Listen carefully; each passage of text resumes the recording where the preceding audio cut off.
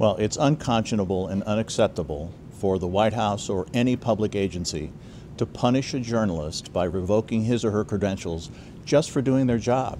Honestly, I think you should let me run the country. You run CNN. All right. And if you did it well, your ratings would be much better. If I may ask one other question. We, in lockstep with the White House Correspondents Association, the National Association of Hispanic Journalists, the Reporters Committee for Freedom of the Press, and other press freedom groups are demanding that Jim Acosta's credentials be restored immediately.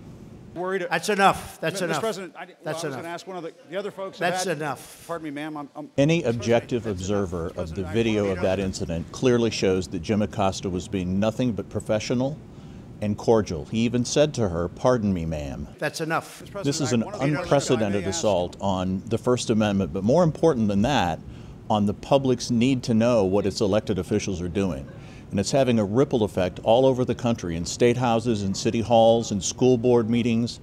This rhetoric, led by the President of the United States, is sifting down to local and regional levels. This is an escalation of the anti-media rhetoric that the President has been engaged in since before he was President, since he launched his campaign.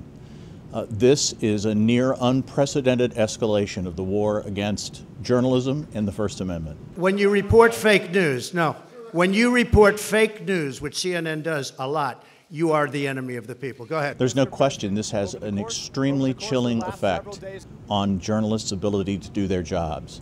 When a journalist at the White House or anywhere in the country has his or her press credentials revoked simply because the subject of their inquiries doesn't like the questions they ask, that's going to make some reporters think twice, and that's too bad.